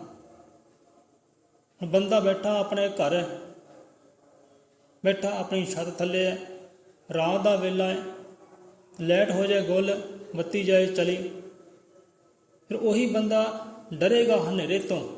ਉਹਦੇ ਅੰਦਰ ਬੁਰੇ ਬੁਰੇ ਖਿਆਲ ਆਉਣਗੇ, ਬੁਰੀਆਂ ਭਾਵਨਾ ਆਉਣਗੀਆਂ ਕਿ ਕਾਸ਼ ਸ਼ਾਇਦ ਕੋਈ ਕੁੱਤਾ ਨਾ ਆ ਜਾਏ, ਕੋਈ ਬਿੱਲਾ ਨਾ ਆ ਜਾਏ, ਕੋਈ ਸੱਪ ਠੂਹਾ ਨਾ ਆ ਜਾਏ, ਮੈਨੂੰ ਡਸ ਨਾ ਲੈ, ਮੇਰਾ ਨੁਕਸਾਨ ਨਾ ਕਰ ਦੇ। ਆ ਭੂਤ ਪ੍ਰੇਤ ਮੇਰੇ ਨਾਲ ਬੈਠਾ ਹੋਇਆ ਹੈ, ਭੂਤ ਪ੍ਰੇਤ ਨਾ ਅੰਦਰ ਆ ਜਾਣ। ਉਹ ਡਰਦਾ ਹੈ, ਖੌਫ ਖਾਂਦਾ ਹੈ। ਕਿਉਂ? ਕਿਉਂਕਿ ਉਹਦੇ ਅੰਦਰ ਅਦੇ ਵਿਸ਼ਵਾਸ ਦੀ ਕਮੀ ਹੈ। ਉਹਦੇ ਅੰਦਰ ਵਿਸ਼ਵਾਸ ਨਹੀਂ ਹੈ ਕਿ ਪਰਮਾਤਮਾ ਮੇਰੇ ਨਾਲ ਹੈ, ਸਤਿਗੁਰ ਮੇਰੇ ਨਾਲ ਹੈ, ਮੈਂ ਡਰਾਂ ਕਿਉਂ? ਘੁੱਪ ਹਨੇਰੇ ਤੋਂ ਡਰ ਜਾਂਦੇ ਨੇ ਕਈ ਲੋਕ, ਤੇ ਕਈ ਗੱਲ ਛੱਡੋ, ਕਈ ਸਿਖਰ ਦੁਪਹਿਰੇ ਤੋਂ ਵੀ ਡਰ ਜਾਂਦੇ ਨੇ। ਇਹੋ ਜਿਹੇ ਲੋਕ ਵੀ ਸਾਨੂੰ ਮਿਲੇ ਨੇ, ਸਿਖਰ ਦੁਪਹਿਰੇ ਤੋਂ ਡਰ ਜਾਂਦੇ ਨੇ। ਲੋਕੀ ਆਪਣੇ ਬੱਚਿਆਂ ਨੂੰ ਕਹਿੰਦੇ ਭਾਈ ਸਿਖਰ ਦੁਪਹਿਰਾ ਹੈ, ਭੂਤ ਪ੍ਰੇਤਾਂ ਦਾ ਸਮਾਂ ਹੈ, ਬੱਚਾ ਬਾਹਰ ਨਹੀਂ ਜਾਣਾ। ਜੇਠ ਹਾਰ ਦੀਆਂ ਦੁਪਹਿਰਾਂ ਹੋਣ ਤੇ ਦੁਪਹਿਰੇ ਤੋਂ ਵੀ ਡਰਦੇ ਨੇ ਕਈ। ਦੁਪਹਿਰ ਵੇਲੇ ਕੋਈ ਕਬਰਸਤਾਨ ਦੇ ਸਾਹਮਣੇ ਲੰਘਣਾ ਨਾ, ਉੱਥੇ ਵੀ ਖੌਫ ਖਾਂਦੇ ਨੇ, ਡਰਦੇ ਨੇ। ਸ਼ਮਸ਼ਾਨ ਘਾਟ ਦੇ ਸਾਹਮਣੇ ਦੇ ਲੰਘਣਾ ਨਾ, ਉੱਥੇ ਵੀ ਖੌਫ ਖਾਂਦੇ ਨੇ, ਡਰਦੇ ਨੇ ਕਿ ਇੱਥੇ ਭੂਤ ਪ੍ਰੇਤਾਂ ਦਾ ਅਸਥਾਨ ਹੈ, ਇਹ ਸਮਾਂ ਭੂਤ ਪ੍ਰੇਤਾਂ ਦਾ ਹੈ, ਸਿਖਰ ਦੁਪਹਿਰਾ। ਕਈ ਘੁੱਪ ਹਨੇਰੇ ਤੋਂ ਡਰਦੇ ਨੇ, ਰਾਤ ਦਾ 1-1:30 ਵੱਜਿਆ ਹੋਵੇ, ਕਹਿੰਦੇ ਲੈ ਵੀ ਭੂਤ ਪ੍ਰੇਤਾਂ ਦਾ ਸਮਾਂ ਹੈ, ਡਰੋ, ਬਾਹਰ ਨਹੀਂ ਜਾਣਾ। ਬਹੁਤ ਜੀਵ ਸਾਨੂੰ ਇਹੋ ਜਿਹੇ ਮਿਲਦੇ। ਸਾਡੇ ਨਾਲ ਵੀ ਇਹੋ ਜਿਹੇ ਸਵਾਲ ਜਵਾਬ ਹੁੰਦੇ ਨੇ ਕਿ ਭਾਈ ਤੂੰ ਡਰਦਾ ਕਿਉਂ ਨਹੀਂ? ਅੱਧੀ ਰਾਤ ਵਿਚਰਦਾ ਹੈ, ਆਪਣੇ ਘਰ ਤੋਂ ਧਰਮ ਸਥਾਨ ਵੱਲ, ਮੰਦਰ ਵੱਲ ਜਾਣਾ ਹੈ, ਤੇਰੇ ਅੰਦਰ ਡਰ ਨਹੀਂ, ਤੇਰੇ ਅੰਦਰ ਖੌਫ ਨਹੀਂ। ਅਸੀਂ ਇਹ ਕਹਿੰਦੇ ਹਾਂ ਕਿ ਭਾਈ ਦਿਨ ਵੀ ਉਹਦਾ ਸਾਜਿਆ ਹੋਇਆ ਹੈ, ਰਾਤ ਵੀ ਉਹਦੀ ਸਾਜੀ ਹੋਈ ਹੈ, ਇਹ ਸਮਾਂ ਵੀ ਉਹਦਾ ਸਾਜਿਆ ਹੋਇਆ ਹੈ। ਕਿ ਜਿਹੜਾ ਪਦਾਰਥ ਪਰਮਾਤਮਾ ਨੇ ਸਾਜਿਆ ਹੈ ਨਾ, ਉਹ ਚਾਹੇ ਦਿਨ ਹੋਇਆ, ਰਾਤ ਹੋਇਆ, ਸਮਾਂ ਹੋਇਆ, ਉਹਦੇ ਅੰਦਰ ਉਹ ਰਮਿਆ ਵੀ ਹੋਇਆ ਹੈ, ਵਸਿਆ ਵੀ ਹੋਇਆ ਹੈ। ਦਿਨ ਵਿੱਚ ਵੀ ਉਹੀ ਹੈ, ਸਿਖਰ ਦੁਪਹਿਰੇ ਵਿੱਚ ਵੀ ਉਹੀ ਹੈ, ਰਾਤ ਦੇ ਘੁੱਪ ਹਨੇਰੇ ਵਿੱਚ ਵੀ ਉਹੀ ਹੈ। ਸਮਾਂ ਕੋਈ ਵੀ ਹੋਵੇ, ਉਹ ਸਮੇਂ ਅੰਦਰ ਵੀ ਉਹੀ ਹੈ। ਜੇ ਸਮੇਂ ਅੰਦਰ ਉਹੀ ਹੈ, ਰਾਤ ਦੇ ਘੁੱਪ ਹਨੇਰੇ ਅੰਦਰ ਉਹੀ ਹੈ, ਸਿਖਰ ਦੁਪਹਿਰੇ ਅੰਦਰ ਉਹੀ ਹੈ, ਫਿਰ ਡਰ ਕਾਹਦਾ, ਫਿਰ ਖੌਫ ਕਾਹਦਾ? ਉਹ ਹਰ ਵੇਲੇ ਜੀਵ ਦੇ ਨਾਲ ਹੈ, ਅੰਗ ਸੰਗ ਹੈ, ਸਹਾਈ ਹੈ। ਨਿਰਭੈ ਸੰਗ ਤੁਮਾਰੇ ਬਸਤੇ, ਇਹ ਡਰਨ ਕਹਾਂ ਸੇ ਆਇਆ? ਫਿਰ ਡਰ ਕਿੱਥੋਂ ਆਉਂਦਾ ਹੈ? ਡਰ ਕਿੱਥੋਂ ਆਉਂਦਾ ਹੈ? ਕਿਉਂਕਿ ਅੰਦਰ ਇਹ ਵਿਸ਼ਵਾਸ ਨਹੀਂ ਹੈ ਕਿ ਪਰਮਾਤਮਾ ਮੇਰੇ ਨਾਲ ਹੈ, ਉਹ ਸਤਿਗੁਰ ਮੇਰੇ ਨਾਲ ਹੈ। ਇਹ ਵਿਸ਼ਵਾਸ ਨਾਮ ਦਾ ਪਦਾਰਥ ਨਹੀਂ ਹੈ। ਇਸੇ ਕਰਕੇ ਡਰ ਆਉਂਦਾ ਹੈ, ਪੈਰ ਪੈਰ ਤੇ ਡਰ ਆਉਂਦਾ ਹੈ। ਜਿਹੜਾ ਡਰਿਆ ਹੋਇਆ ਨਾ ਉਹਦੇ ਅੰਦਰ ਵਿਸ਼ਵਾਸ ਨਹੀਂ ਹੋ ਸਕਦਾ। ਇਹ ਨਿਸ਼ਾਨੀ ਹੈ। ਸੋ ਵਿਸ਼ਵਾਸ ਇੱਕ ਫੀਲਿੰਗ ਹੈ, ਬਿਆਨ ਨਹੀਂ ਕੀਤਾ ਜਾ ਸਕਦਾ, ਮਹਿਸੂਸ ਕੀਤਾ ਜਾ ਸਕਦਾ ਹੈ, ਅਨੁਭਵ ਕੀਤਾ ਜਾ ਸਕਦਾ ਹੈ, ਬਿਆਨ ਨਹੀਂ ਕੀਤਾ ਜਾ ਸਕਦਾ, ਕਿਉਂਕਿ ਇੱਕ ਫੀਲਿੰਗ ਹੈ, ਮਹਿਸੂਸ ਕਰਨ ਵਾਲਾ ਪਦਾਰਥ ਹੈ। ਜਿਹਦੇ ਅੰਦਰ ਡਰ ਹੈ ਨਾ, ਕਦੇ ਵਿਸ਼ਵਾਸ ਦਾ ਪਾਤਰ ਬਣ ਨਹੀਂ ਸਕਦਾ। ਸੋ ਆਪਣੇ ਡਰ ਨੂੰ ਕਰੀਏ ਬਾਹਰ। ਮੈਂ ਦੁੱਖਾਂ ਤੋਂ ਨਹੀਂ ਡਰਦਾ, ਸੰਕਟਾਂ ਤੋਂ ਨਹੀਂ ਡਰਦਾ, ਕਿਸੇ ਜੀਵ ਤੋਂ ਨਹੀਂ ਡਰਦਾ। ਹੱਕ ਦੀ ਗੱਲ ਕਰਾਂਗਾ, ਸੱਚ ਦੀ ਗੱਲ ਕਰਾਂਗਾ, ਮੈਨੂੰ ਕੋਈ ਖੌਫ ਨਹੀਂ, ਕਿਉਂਕਿ ਸਤਿਗੁਰ ਮੇਰੇ ਨਾਲ ਹੈ। ਮੈਨੂੰ ਇਹ ਵਿਸ਼ਵਾਸ ਹੈ ਕਿ ਜਿੱਥੇ ਵਿਸ਼ਵਾਸ ਹੈ ਉੱਥੇ ਸਤਿਗੁਰੂ ਆਪ ਹੈ, ਪ੍ਰਮਾਤਮਾ ਆਪ ਹੈ। ਜਿੱਥੇ ਡਰ ਹੈ, ਜਿੱਥੇ ਖੌਫ ਹੈ, ਉੱਥੇ ਇਕੱਲੇ ਜੀਵ ਹੈ, ਪ੍ਰਮਾਤਮਾ ਨਹੀਂ ਹੈ, ਸਤਿਗੁਰ ਨਹੀਂ ਹੈ। ਇਹ ਨਿਸ਼ਾਨੀ ਹੈ। ਜਿਹਦੇ ਅੰਦਰ ਡਰ ਹੈ ਨਾ, ਉਹ ਡਰ ਕਿਉਂ ਹੈ? ਕਿਉਂਕਿ ਉਹਦੇ ਅੰਦਰ ਵਿਸ਼ਵਾਸ ਨਹੀਂ ਹੈ ਕਿ ਮੇਰਾ ਸਤਿਗੁਰ ਮੇਰੇ ਨਾਲ ਹੈ, ਮੇਰਾ ਪ੍ਰਮਾਤਮਾ ਮੇਰੇ ਨਾਲ ਹੈ। ਉਹ ਘੁੱਪ ਹਨੇਰੇ ਤੋਂ ਵੀ ਡਰਦਾ ਹੈ, ਸਿਗਰ ਦੁਪਹਿਰੇ ਤੋਂ ਵੀ ਡਰਦਾ ਹੈ, ਉਹ ਸਮੇਂ ਤੋਂ ਵੀ ਡਰਦਾ ਹੈ, ਤੇ ਜੀਵ ਜੰਤੂਆਂ ਤੋਂ ਵੀ ਡਰਦਾ ਹੈ, ਇਹ ਦੁਨੀਆਦਾਰੀ ਤੋਂ ਵੀ ਡਰਦਾ ਹੈ, ਉਹ ਸੱਚ ਤੋਂ ਵੀ ਡਰਦਾ ਹੈ, ਸੱਚ ਬੋਲਣ ਤੋਂ ਵੀ ਡਰਦਾ ਹੈ, ਸੱਚ ਸੁਣਨ ਤੋਂ ਵੀ ਡਰਦਾ ਹੈ, ਦੌੜਦਾ ਹੈ ਜਿੱਥੇ ਸੱਚ ਦਾ ਵਸਾਰਾ ਹੋਵੇ, ਕਿਉਂਕਿ ਉਹਦੇ ਅੰਦਰ ਵਿਸ਼ਵਾਸ ਦੀ ਕਮੀ ਹੈ। ਸੋ ਇੱਦਾਂ ਹੀ ਇੱਕ ਕਥਾ ਕਹਾਣੀ ਆਉਂਦੀ ਹੈ।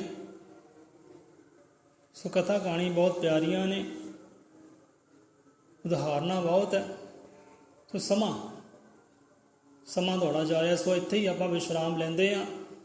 ਸੋ ਇੰਨੀਆਂ ਕੀ ਹਾਜ਼ਰੀਆਂ ਸਤਿਗੁਰੂ ਮਾਪ ਦਰ ਪ੍ਰਵਾਨ ਕਰੇ, ਸਾਧ ਸੰਗਤ ਦੀਆਂ ਹਾਜ਼ਰੀਆਂ ਸਤਿਗੁਰੂ ਮਾਪ ਪ੍ਰਵਾਨ ਕਰੇ, ਪੜ੍ਹਿਆ ਸੁਣਿਆ ਦਾਤਾ ਜੀ ਦਰ ਪ੍ਰਵਾਨ ਕਰੇ ਕਿ ਜੁੜੇ ਰਹੀਏ ਗੁਰੂ ਦੇ ਚਰਨਾਂ ਦੇ ਨਾਲ, ਜੁੜੇ ਰਹੀਏ ਉਹ ਵੱਡੇ ਦੀ ਵਡਿਆਈ ਦੇ ਨਾਲ, ਕਿਉਂਕਿ ਵਡਿਆਈ ਦੇ ਨਾਲ ਜੁੜੇ ਰਵਾਂਗੇ ਅੰਦਰੋਂ ਬੇਖੌਫ ਹੋ ਜਾਵਾਂਗੇ, ਬੇਪਰਵਾਹ ਹੋ ਜਾਵਾਂਗੇ ਸੰਸਾਰ ਤੋਂ।